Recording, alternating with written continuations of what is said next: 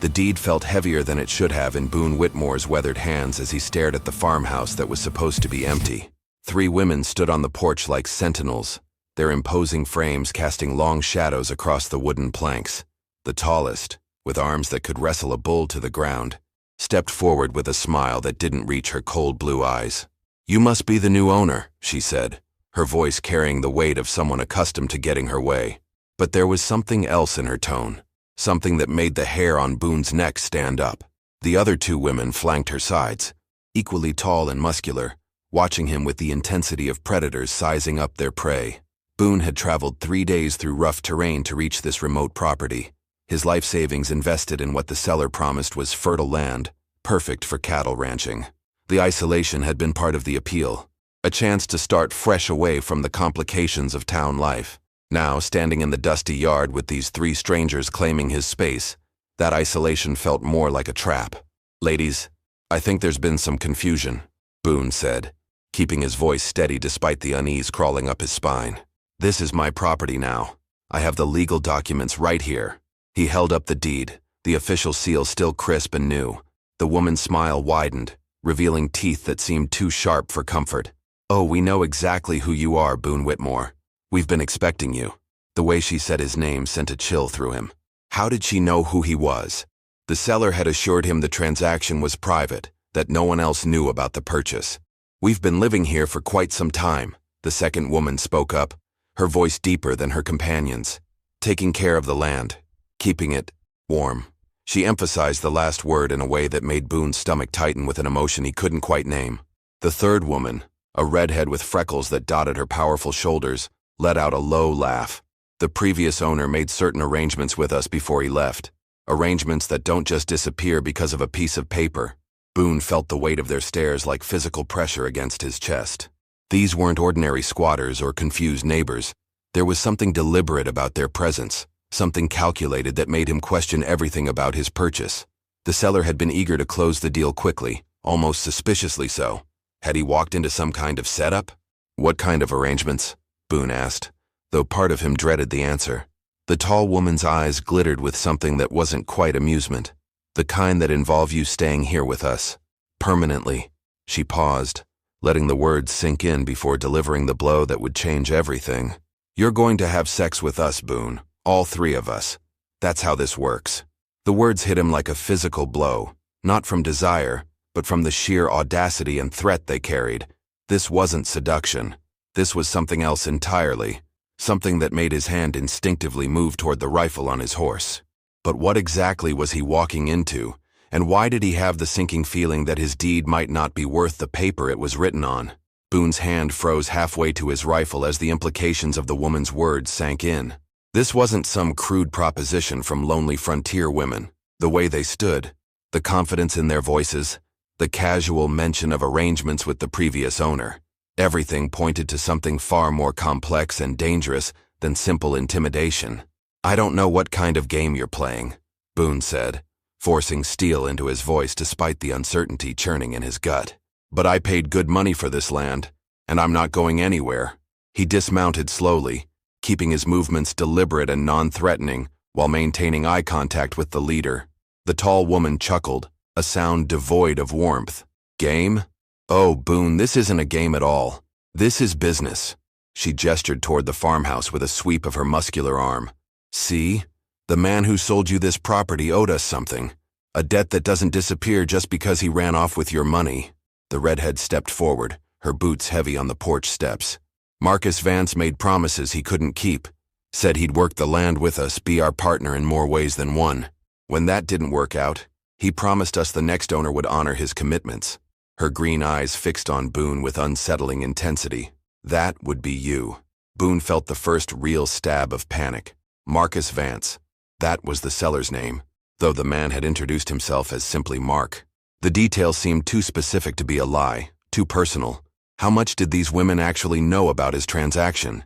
Even if that's true, which I doubt, no man can make promises on behalf of someone else, especially not those kinds of promises. The second woman, darker-haired and broader through the shoulders than the others, laughed. "You really don't understand how things work out here, do you? When you're this far from civilization, from law, from any kind of help, Traditional rules don't apply. We make our own arrangements. The way she emphasized arrangements made Boone's skin crawl. He was beginning to understand that this wasn't just about money or property disputes. These women had created their own system, their own form of control, and somehow his purchase had walked him directly into their web. The deed is legal, Boone insisted, though his confidence was wavering.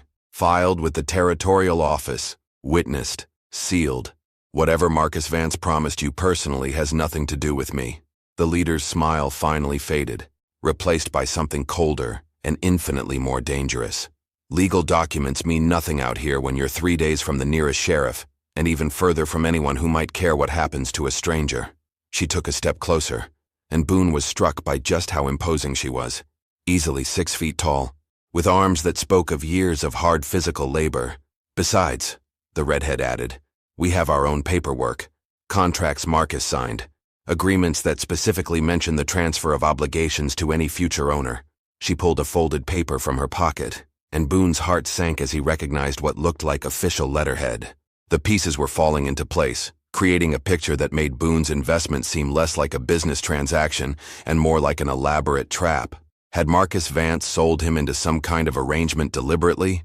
Was this whole property sale a setup to deliver him to these women and whatever scheme they were running? But there was something else in their demeanor, something he couldn't quite identify. Beneath the intimidation and threats, he sensed something almost like longing, as if this wasn't entirely about control or money. The way the leader's eyes lingered on him, the subtle tension in the redhead's stance. There were layers to this situation he didn't understand yet, and that uncertainty terrified him more than any straightforward threat could have. The document the redhead held looked official enough to make Boone's mouth go dry. Even from several feet away, he could make out what appeared to be signatures and an official seal at the bottom. His mind raced through possibilities, each one worse than the last. Had Marcus Vance actually bound him to some kind of contract through the property sale?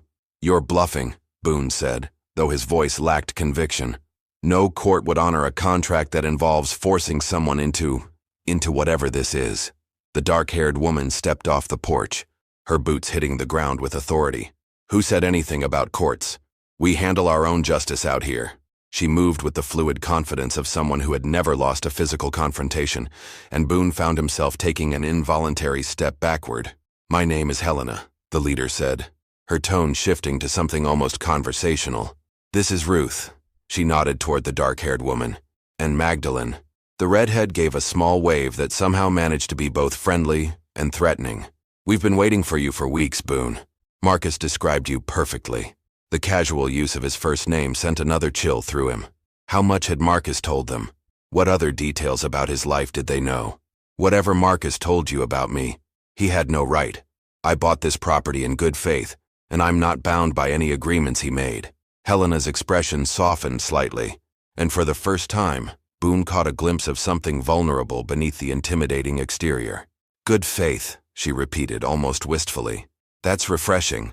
Marcus wasn't much for good faith, especially toward the end. She studied Boone's face with an intensity that made him uncomfortable. You're different from him. Quieter. More substantial. Ruth circled around to Boone's left side, moving like a predator but with an odd gentleness in her eyes.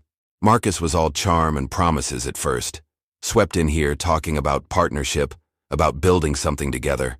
3 months later, he was already looking for an exit strategy. He used us, Magdalene added, her voice carrying a hurt that surprised Boone. Took advantage of our hospitality, our work, she paused, searching for the right word, our affections, then decided it was too much trouble, and ran off with the money from selling the land we improved. The pieces of the puzzle were starting to form a clearer picture, though it wasn't one that made Boone feel any safer. These women weren't just squatters or con artists.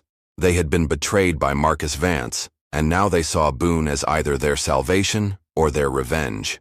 So you see, Helena continued, moving closer until she was close enough that Boone could smell the faint scent of lavender soap on her skin. We have a legitimate claim here, not just to the land, but to what we were promised, what Marcus committed to and then abandoned. Boone found himself studying her face, noticing details he had missed in his initial fear, the way her jaw set when she mentioned Marcus, the slight tremor in her hands when she spoke about betrayal. Whatever had happened between these women and his predecessor, It had left scars that ran deeper than property disputes.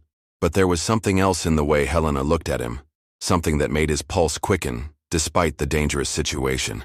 Was it possible that beneath all the intimidation and threats, there was genuine attraction? And more unsettling still, was he beginning to feel it too? The silence stretched between them, heavy with unspoken possibilities. Boone found himself caught between the rational fear of his situation and an inexplicable pull toward these three women who had upended his carefully planned future. There was something magnetic about Helena's confidence, Ruth's quiet strength, and Magdalene's fierce independence that he couldn't ignore. "Show me this contract," Boone said finally, surprising himself with the steadiness of his voice. "If Marcus really signed something that binds me, I have a right to see exactly what it says." Magdalene unfolded the document with deliberate care, and Boone stepped closer to examine it. The paper was thick, expensive, with Marcus Vance's signature clearly visible at the bottom, alongside an official notary seal. But as Boone read the terms, his confusion deepened rather than clearing. "This is a partnership agreement," he said, looking up at Helena, "for farming operations, profit sharing, and—" He paused at a particularly unusual clause. "Mutual support and companionship for all parties involved." The language was carefully crafted, legally binding, but vague enough to be interpreted in multiple ways. Marcus was clever with words, Ruth said, moving to stand beside Boone as he read. Her proximity was distracting. She was tall enough that her shoulder nearly brushed his, and he caught the scent of something warm and earthy, like fresh bread and summer rain. He made promises that sounded romantic, but were actually business arrangements, and vice versa. Helena watched Boone's face as he processed the document. "The land has been profitable under our management. We've built irrigation systems, improved the soil, established trade relationships with settlements 2 days' ride from here. Marcus benefited from our work for months before deciding he wanted out. But instead of honoring his commitments," Magdalene added, her green eyes flashing with renewed anger, "he found a buyer and disappeared with the money, leaving us with nothing but a piece of paper that apparently transfers his obligations to whoever bought the property." Boone set the contract down carefully, his mind working through the implications. These women had been more than partners to Marcus. They had been lovers, workers, and business associates rolled into one complex relationship. And according to this document, Marcus had legally bound any future property owner to step into his role. "Even if this contract is legitimate," Boone said slowly, "I didn't sign it. I can't be held responsible for agreements made by someone else, no matter what the paperwork says." Helena's expression shifted, and for a moment, Boone saw past the intimidating facade to something raw and vulnerable. "You're right," she said quietly. "Legally, you're probably not bound by Marcus's promises. But morally, we've invested everything into this land, into this arrangement. We have nowhere else to go." The admission hung in the air between them, changing the entire dynamic of the confrontation. These weren't predators trying to trap him. They were women who had been abandoned and were desperately trying to protect what they had built. Ruth stepped closer, her voice gentle but firm. "We're not asking you to honor every detail of what Marcus promised, but we are asking you to consider that we might be able to build something better together than any of us could alone." Boone felt his resistance wavering as he looked at each of them in turn. Helena's strength masked a deep loneliness. Ruth's quiet confidence couldn't hide the hope in her eyes. Magdalene's fierce independence was built on a foundation of hurt that she was trying desperately to protect. "What exactly are you proposing?" Boone asked, and even as the words left his mouth, he knew he was crossing a line from which there might be no return. The three women exchanged glances, and Boone realized that his answer would determine not just his immediate future, but potentially the rest of his life. Whatever came next, nothing would ever be simple again. Helena stepped forward, her imposing frame somehow less threatening now that Boone understood the pain behind her strength. "We're proposing a real partnership," she said, her voice carrying a warmth that hadn't been there before. Not the half-hearted arrangement Marcus offered, but something genuine. "We work the land together, share the profits equally, and—" She paused, meeting his eyes directly. "We share our lives." The weight of her words settled over them like morning mist. Boone found himself studying each woman with new eyes, seeing past the intimidation to the loneliness that had driven them to this desperate gambit. They weren't trying to trap him. They were trying to save themselves and offer him something he hadn't even realized he was looking for. "The three of you," Boone said slowly, testing the waters. "You've been together since Marcus left?" The question carried implications that made his heart race with a mixture of curiosity and unexpected desire. Ruth nodded, a faint blush coloring her strong features. "We found comfort in each other after he abandoned us. It started as survival, but it became something more, something we didn't want to lose." Her honesty was disarming, and Boone felt his carefully constructed defenses beginning to crumble. Magdalene moved to stand beside her companions, creating a united front that was no longer threatening but strangely appealing. "We know how it sounds," she said, her green eyes locked on his. "Three women asking a stranger to join them in something most people would never understand. But out here, conventional rules don't apply. We make our own family, our own bonds." Boone's mind raced through the possibilities and consequences. He had come here seeking solitude and a fresh start, but what they were offering was the opposite: connection, partnership, and an intimacy that went far beyond anything he had ever imagined. The rational part of his mind screamed warnings, but another part, a part he had long suppressed, whispered that this might be exactly what he needed. "The physical aspect," Boone said, his voice rougher than he intended. "What would that mean exactly?" The question hung in the air between them, charged with possibility and uncertainty. Helena's smile returned, but this time it was genuine, reaching her eyes for the first time since he had arrived. "It would mean whatever feels natural to all of us," she said simply.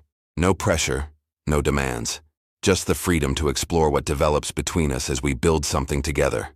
The honesty in her response surprised him. This wasn't about coercion or fulfilling some obligation to Marcus. This was about four people finding solace and connection in an isolated world where traditional relationships often meant nothing. "And if it doesn't work?" Boone asked, though even as he spoke he could feel his resistance weakening.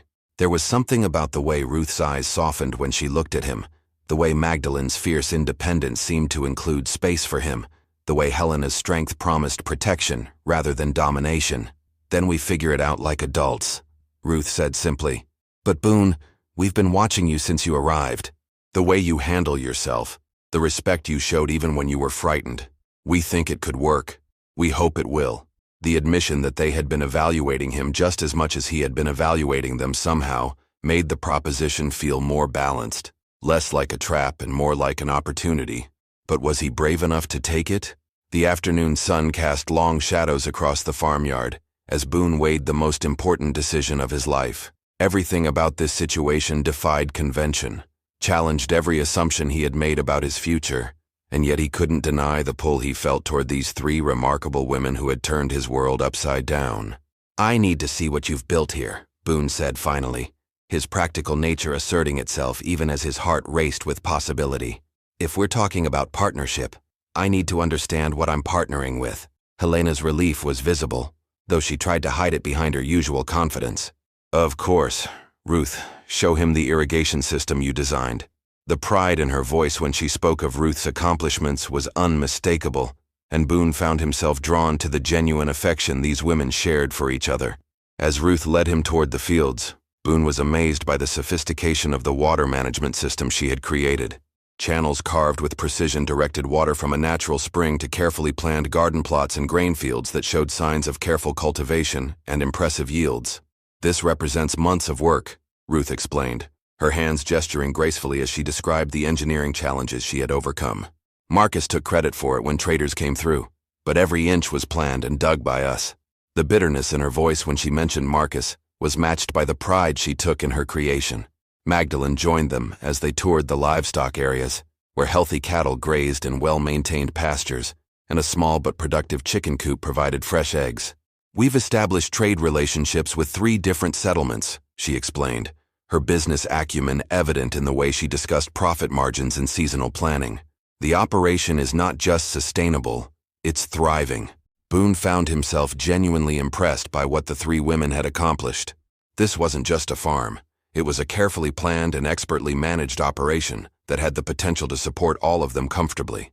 More than that, it represented a level of cooperation and shared vision that he had never experienced. "The house," Helena said as they returned to the main building, "has 4 bedrooms. We've been using 3, but we always hoped." She trailed off, leaving the implication hanging in the air between them. As they entered the farmhouse, Boone was struck by the warmth and comfort of the space.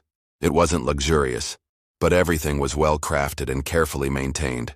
The kitchen was large enough for communal cooking, the sitting area had comfortable furniture arranged for conversation, and everywhere he looked, he saw evidence of the care and attention these women had invested in creating a real home. "We're not asking for an answer today," Ruth said as they settled in the sitting area, her understanding evident in her gentle tone. "This is a big decision, and we want you to be certain before you commit to anything." But even as she spoke, Boone realized that his decision was already made. The attraction he felt wasn't just physical, though he couldn't deny the way his pulse quickened when Helena's hand brushed his arm, or how Ruth's smile made him feel understood in ways he had never experienced, or how Magdalene's fierce independence drew him like a flame. More than attraction, he felt the pull of belonging. These women had created something remarkable together, and they were offering him the chance to be part of it. The risks were enormous, but so was the potential reward. "What happens next?" Boone asked, and all three women smiled, understanding that his question was really an answer. The future stretched before them, uncertain but full of possibility, and for the first time in years Boone felt truly alive. That evening, as they shared a meal prepared together in the spacious kitchen, the atmosphere had shifted from confrontation to cautious optimism.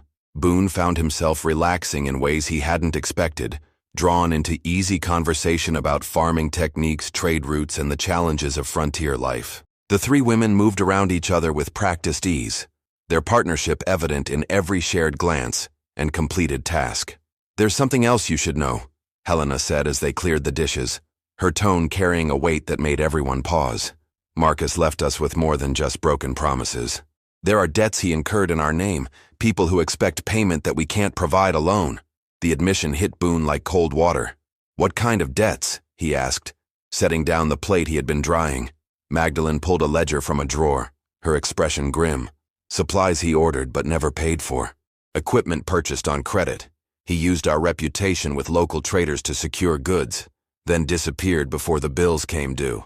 She opened the book, revealing columns of numbers that made Boone's heart sink. "How much?" he asked, though he dreaded the answer. "Enough to ruin us if we can't pay," Ruth said quietly. "The traders have been patient because they know our work is good, but patience has limits. If we can't settle these accounts within the month, we'll lose everything we've built here." Boone studied the ledger, his business sense taking over, despite the emotional complexity of the situation.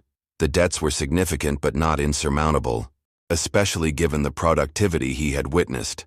More importantly, the women's honesty about the financial burden impressed him. They could have hidden this information until after he committed, but instead, they were laying all their cards on the table. "Marcus really did a number on you," Boone said, his anger at the absent man growing. "But these numbers, they're manageable with the right approach." He looked up to find all three women watching him hopefully.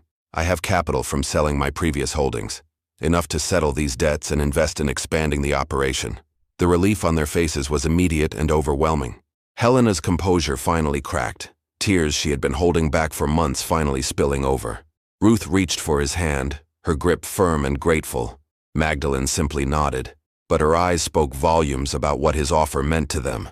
"But I have conditions," Boone continued, his tone growing serious.